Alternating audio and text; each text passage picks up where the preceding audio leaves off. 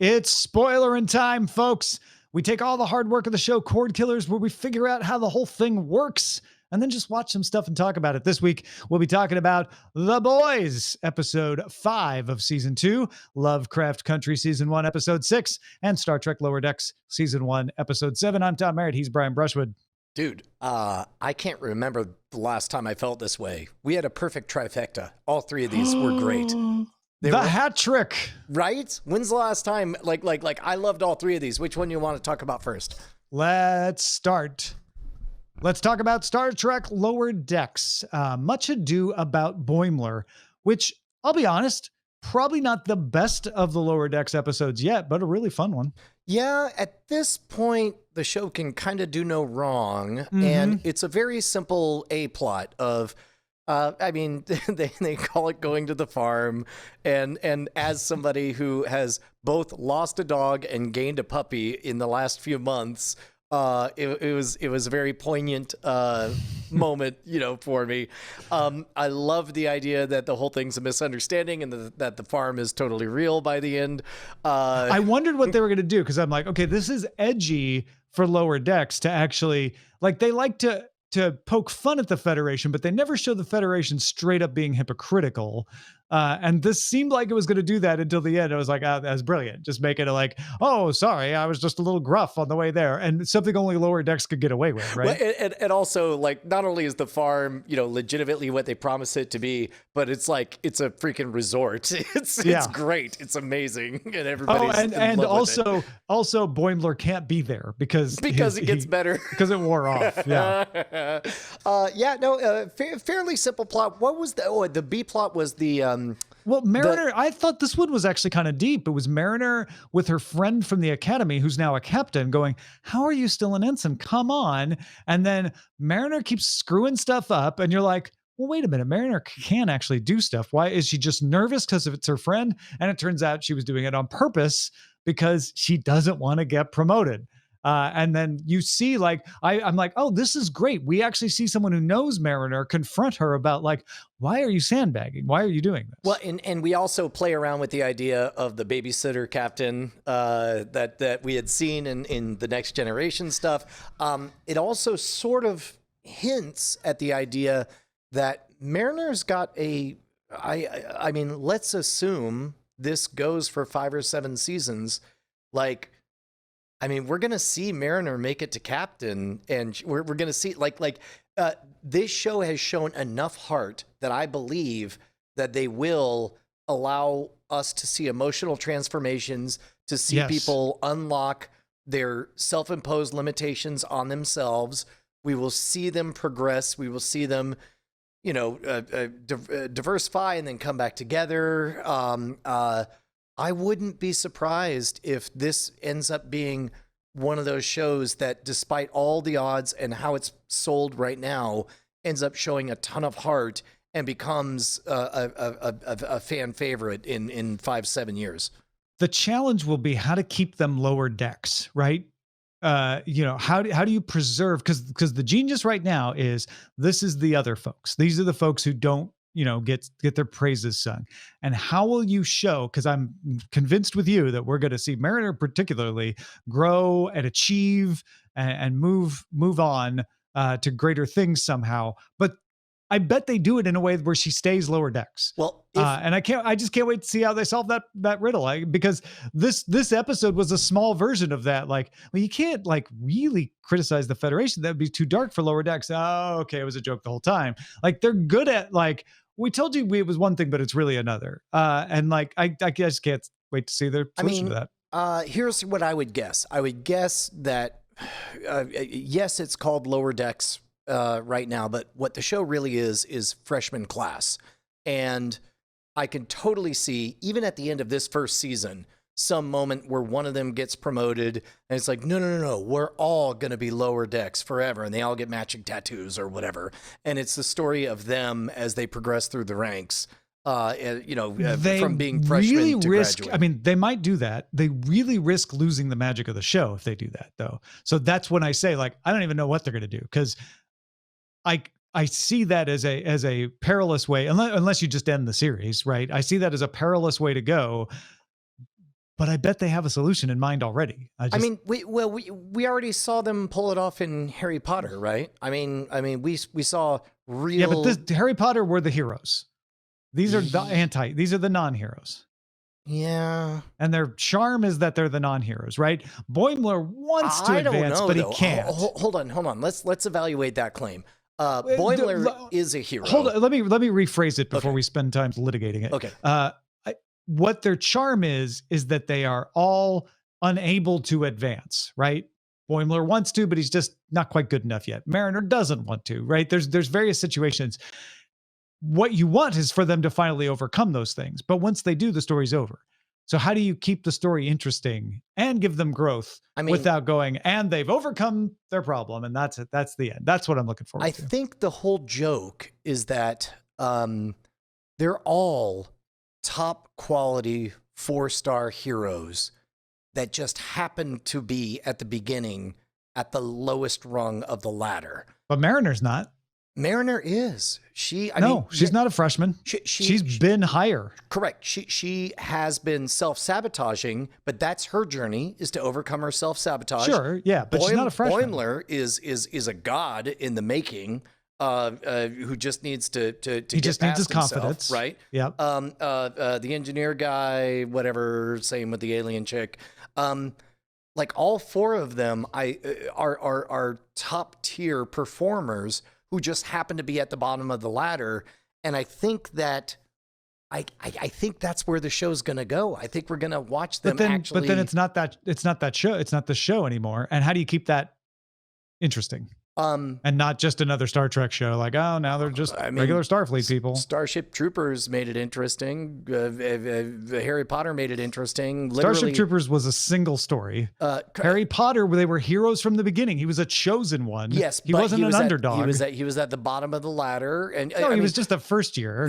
Dude, I would, first of all, Boimler could kick Harry Potter's ass. Full stop. Here's what I'm saying is, I don't think the Harry Potter crew are equivalent to Lower Decks. I think these are 2 different types of characters.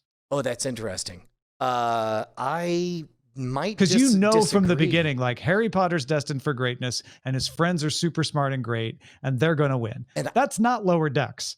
These guys are destined for greatness, and they're going to win. These are the folks at the bottom rung, and nobody believes in them, right? There are plenty of. They had Dumbledore like helping Harry Potter. Yeah, that's not happening here. Okay, literally, the plot of the episode we just watched was her friends saying, I believe in you. Why are you not succeeding? That's not Dumbledore helping Harry Potter. Okay, I don't think that's equivalent in any correct, way. But it does sort of undercut your statement that nobody believes in them. No, I think you're just being literal and missing my point at that. Like, no, I didn't literally mean there's no one who believes in him. I just mean, like, these aren't people who are destined for greatness, right? There's nobody sitting there going like, you know who will save the universe someday? Harry Mariner. Like, absolutely not. Like, this is a different kind of story. I don't think this is the Harry Potter story, and I think you're just clinging to it because you said it at this point. Well, if not Harry Potter, then whatever. Like, I don't care what you want to model it after. I'm pretty convinced that if this gets more seasons, it's going to end up with us being shocked and surprised to see them achieve true greatness. I agree. I just don't know how they thread that needle. That's all I'm saying. Okay. I mean, okay. I could agree with, I think both of us are right. We both agree that they're going to achieve greatness. Neither of us knows how they're going to do it. I just have a stronger faith, I suppose, that it's possible to do so by knocking them up and down. 100% faith that this team will do it in an unexpected way. And I have no idea how it's going to be. And I'm very entertained by that idea.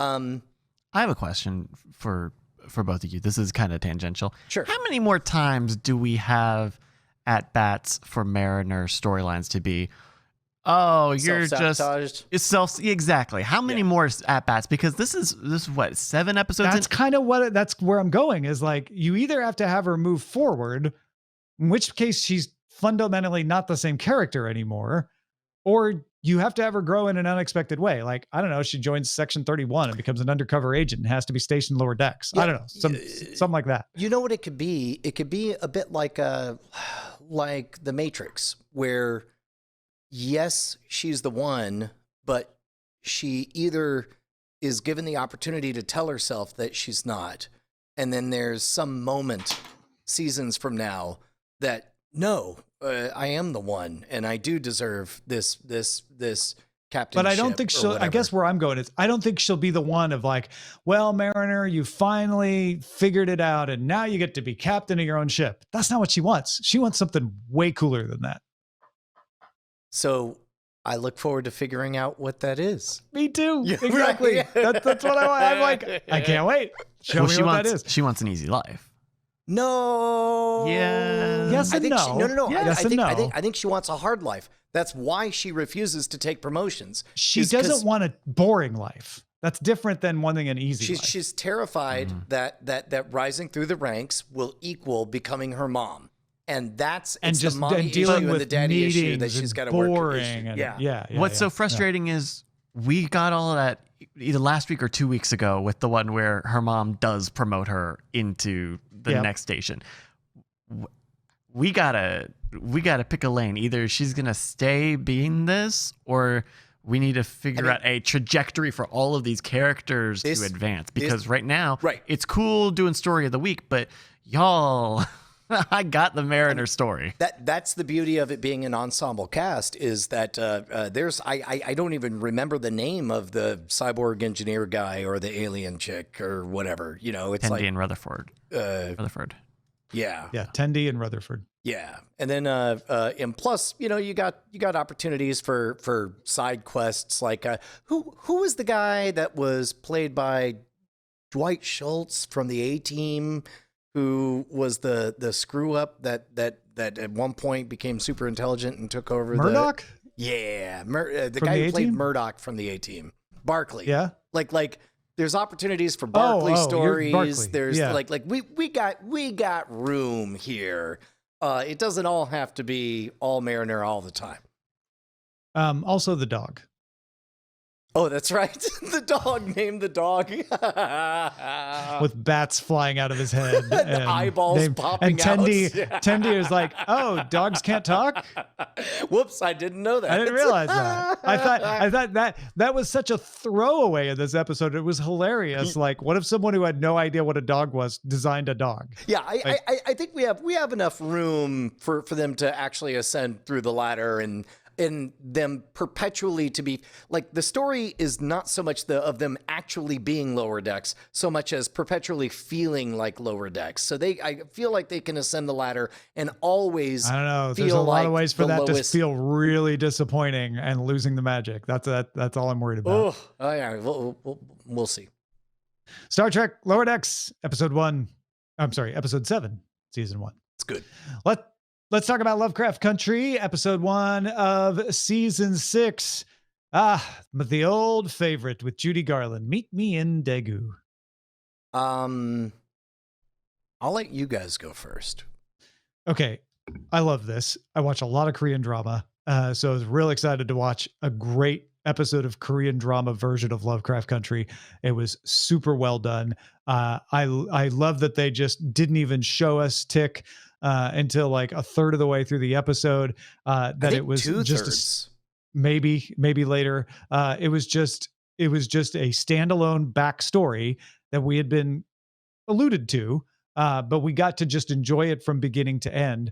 And I thought it was I was like, ooh, 9-tailed fox. I think I was counting the tails. I was like, I bet that's the 9-tailed fox. Like, there was just so much well done about it. And it was the good example of this being more like an anthology, where I didn't mind that we weren't progressing the main story line along, because there were enough connections that I knew why we were there, but it was just a really good story in and of itself.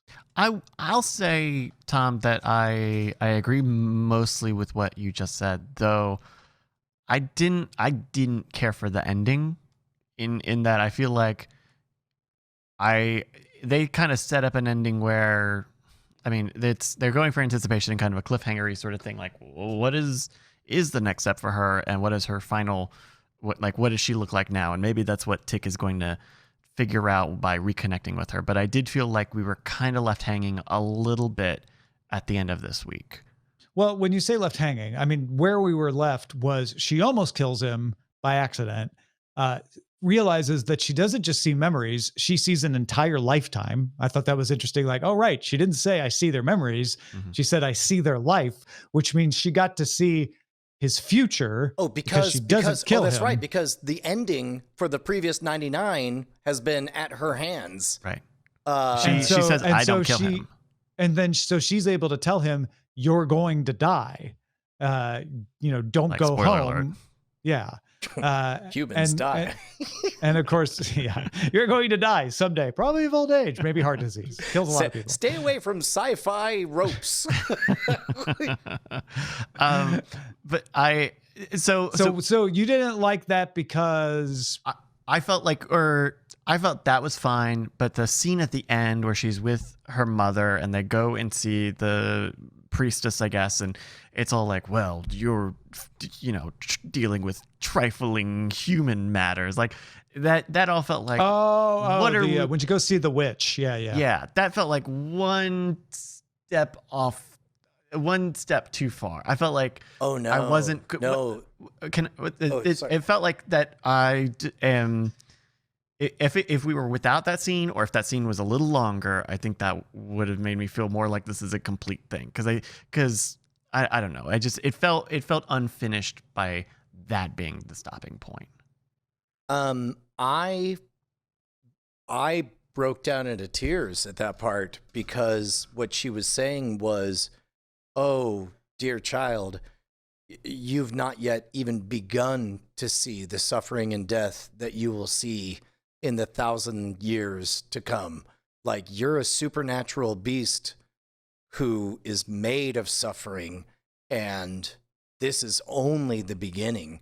And I felt that hollowing out, and I felt it all the more because she had finally seemed to reconcile with her mom at that point. Oh my gosh, no, this is far and away my favorite episode of the series, and part of me wants to recommend people watch it first out of all of them, because if you're gonna buckle up for a anthology, this one that feels the most out of left field. It's the most stylistically different from all of the others. I feel like I learned the most culturally. The love story is delightful, and I must admit, like, I had that same wave of disappointment about 20 minutes in when tentacles, tail tentacles started coming out and plugging various orifices or whatever. I'm just like, oh, that's right. Why do you guys got to do that? The other stuff was more interesting.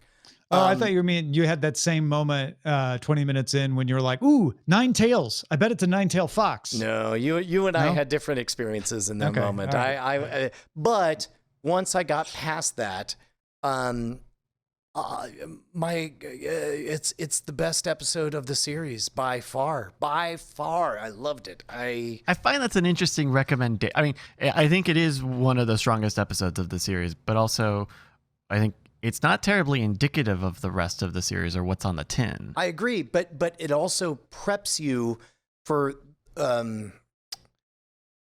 not expecting a contiguous story, because we've seen a lot of, even though this is tied into it, right? I mean, this is all a Tick's backstory. Well, to be honest, like, in the last 2 or 3 episodes, I've gotten annoyed how, let me guess, it was hard to be black in the 1950s. Let me guess, some kind of magic crap is happening. Let me guess, whereas this was just it was like an episode of a completely different show, and it was very, very powerful for me. Now, both you guys watch more Korean dramas than I do, so maybe I need to dial in on Korean drama, supernatural dramas, or whatever. But man, this was absolutely hypnotic, and I loved it, and I found it very, very powerful. I mean, I don't think that means you need to watch more Korean dramas unless you just like that style. and you want more of that stuff. Yeah, I watched Zero. I mean, I know I like this. I thought it was great. Yeah. I didn't even mind that they had to make me watch 9 tails get injected to 9 orifices. This is the second week of some very graphic rear end assaults.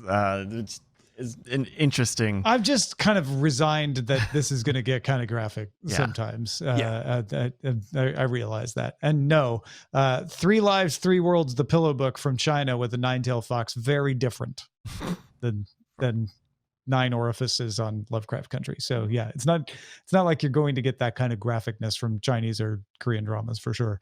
But it had that feel of like of a period drama, and I love that. Yeah, I also really did like the kind of parallels and allusions to queer lifestyles. You know, you get a little bit of that with her nurse friend, and kind of just a very faint hint at all of that, and it's left very ambiguous what that relationship looks like, and that kind of parallels a lot with kind of the othering sort of effect that our main character had, both as her own person versus how she's seen by others, how she's seen by her mother, what their relationship is. Her mother doesn't call her daughter, right? She doesn't want her to be called mother. And I think that all worked in a really good way, that I think that the rest of the series has done a good job of having good subtext and allusions, or even just parallels with that sort of stuff. Also, that was a fine love story and courtship. Like, it was sweet in a way that I don't know that I've seen in this series elsewhere. I mean, like him in uniform playing the movie. I mean, again, but gross stuff notwithstanding, you understand what I'm saying. But also, like, the classic boy shoots girl's best friend in head, girl vows revenge, boy wins over girl anyway. Like, within the context, a very large black mark scenario, on the beginning of their relationship. It was touching, yes, but maybe that's what made the courtship all the. If I say, there's no words, sweet, adorable, none of those are right. I don't have There words. is something touching about the fact that he is able, like, I was convinced that she did fall for him despite what she'd seen him do. Yeah, but also we saw him fall for her. They did a really good job of by showing all of her rejection with the speed dating and all of that stuff, by her own mother, air quotes around mother or whatever. I understand all that, but the like that moment that she dismissively tells him the end of the Count of Monte Cristo, and he corrects her saying, that's not how it goes, but I understand why they would do that in the movie, and so on. And her being burdened by the lifetimes of 99 souls of terrible people. I don't know. I found it fascinating and hypnotic, and it's definitely my favorite episode we've seen of the show so far. I love that moment when he gets her summer stock. Pulls some strings and just blows her away. Like, and we know for me. Where it comes from with his uncle, who we know intimately already. All right. Any other thoughts on Lovecraft Country? It's great. It's great. Lovecraft Country, season 1, episode 6. Let's talk about The Boys, episode 2. I'm sorry, I keep doing this. Episode 5 of season 2. We gotta go now. Where we meet Butcher's aunt. Yeah, the alternate pharmaceutical expert. Although it starts with the Avengers film Dawn of the Seven, but with the real superheroes playing themselves, which I thought that was kind of a fun little bit too.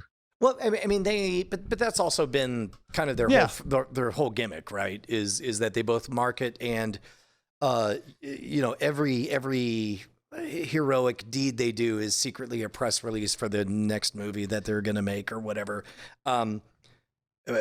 dude, Homelander is definitely torturing Maeve. Like, it's painful to watch, him, make her accept the role that he's cast out for her. It is a little bit weird to see Butcher give up. We're not accustomed to seeing that, but he does credibly just give up. Like, I'm out. Maybe Argentina, who knows? And then to have that moment of clarity when what's his name, Black Noir, he catches him on top of a building, and then all of a sudden it's back to business mode, and you just realize that Butcher is made of stern stuff and can't not obey his instincts. I thought this was a pretty good one. Yeah, I didn't love this episode, but it kept my interest, and I never rolled my eyes or anything.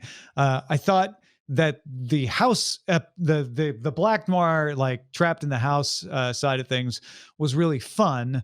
I wasn't quite sure what they got out of the gas leak, except maybe time. I was a little confused on that. Maybe I just didn't follow it closely enough. No. So the gas leak was like Black Noir could have come in, or the moment they walked out, Black Noir could have taken them out. So instead, they set up multiple bombs on the inside, and they bought themselves time, like you said, by calling in the gas leak. Ultimately, you're right. That didn't really get them anywhere except for enough time to set up booby traps. And then you had the explosions going off as he got closer and closer. And then ultimately it didn't stop him. And Black Noir is invulnerable basically, and is going to definitely kill Butcher. But then Butcher makes up a lie. And then we get a call from, Giancarlo Esposito. What is his Mr. Edgar name? Is that his name? Stan Edgar. Yeah. He's like, hey man, what is this that you got? And was it a lie though, what that Butcher said? I mean, I could go either way on that. There was a coy look that indicated that it might be. I saw that. Yeah. That it might but be I could also believe that he knows that he does have it. Yeah. Yeah. That's a fine trapped in a corner piece, and also a snap out of it. You're one of the boys. Get back to work. Mother's Milk sort of is weirdly like he's there, but he's also weirdly emotionally absent. It's as though he's leaving it to Huey to fix Butcher. Like he's because he's done with Butcher. Really. Yeah, right. Yeah. And then, meanwhile, I don't know how much I cared. Oh, you know what? I guess I did care. Stormfront and Homelander hooking up. Kind of broke. Brilliant. Perfect. Yes, but it also inevitable. It also broke a possibility I was hoping for, where we would see Homelander v Stormfront. Yeah, exactly. An unlikely team up between the boys and Homelander. For out of necessity. How does it break? It doesn't break that possibility. In fact, it makes it likely in a different way, because that relationship is not going to be a scorned lover kind of thing. Oh yeah, absolutely. Okay. Right. Who's more scorned than Homelander all the time about everything? The best scene though is when he's grabbing that mic and he's hearing everyone shouting at him, and it is revealed to be just a temporary flash in his mind. Oh, that was a cool. Yeah, that was a good. I good hated that bit. Him mowing down. Oh, I was like, God. Wow, is he really? I loved it. I loved it until they said, "Oh no, we're not gonna do that's we have to do the same." Like that would have been big, because my issue it with the show, too big. It would have been too big to handle. Yes, I understand that it would, but my issue with the show has been a little bit you just want to burn the world. I want to see them do more stuff than this. We saw a lot of them in the suburbs. We're spending a lot. We're halfway through the season, and what are we doing? Let's do it. Let's clash. Let's get the boys, and let's get them in a position to start making moves so that they're not on the run all the time. Let's get the 7 to figure out who's in what position, because we've still spent a lot of time with this A-Train thing and with figuring out what Starlight. A-Train's going to be dead within 2 episodes. By 2/3 of the way through the season, this guy who was killed last season is going to be, that's what it feels slow. Either that or a lot of people on TV.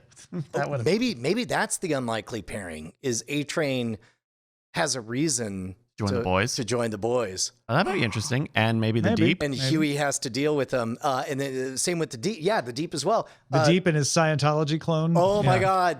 The Scientology stuff I'm loving. I'm loving all the Scientology stuff. All of the Tom Cruise bits in that interview with Katie Couric which they got Katie Couric for, was just genius. Yeah. Kids, ask your parents who Katie Couric was, but yeah. I'm digging the Deep stuff. The A-Train stuff is getting annoying to me, but that could pay off if he becomes an unlikely ally. It was a little bit of a beach ball in this episode with Starlight. She just kept getting batted around from one plot point to another without really having her own in this particular episode. Once she did the leak, she's just now like living with being the person who did the leak, which is just not as interesting. Well, I think when she was with Huey, it felt like, okay, she's she's the lady on the inside. It's going to team up. But this episode, it just felt like, oh, you brought my mom here for why? And oh, we're going to have a weird conversation in the trailer, but why?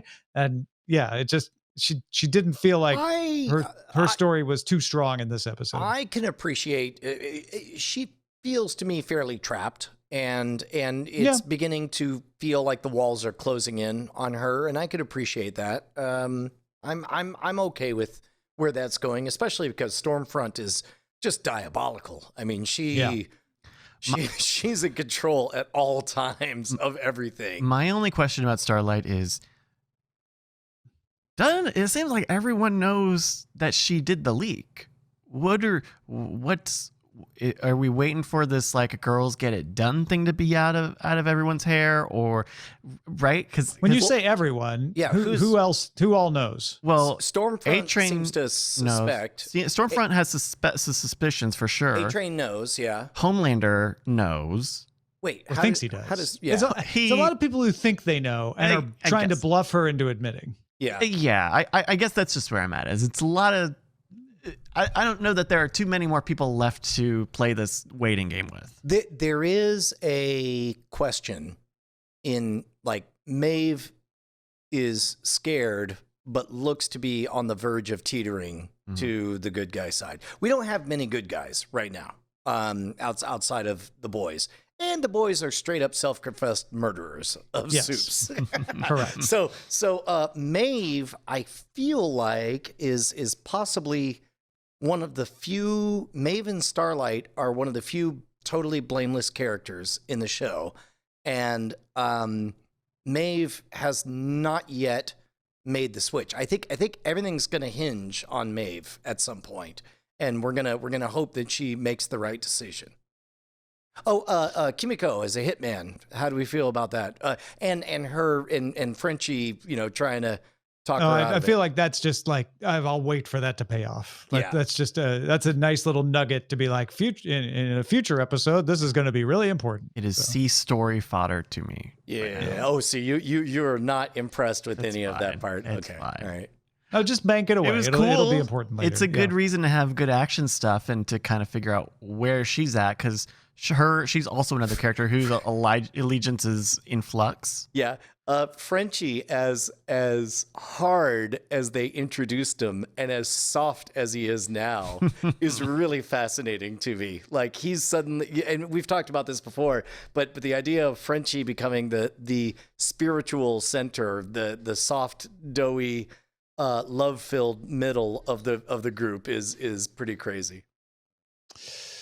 All right, that is The Boys, season 2, episode 5. And that is Spoilerin time. Thanks for hanging out with us, y'all. We really, really, truly appreciate your support. Patreon.com/Cordkillers. And we shall spoil you again next time.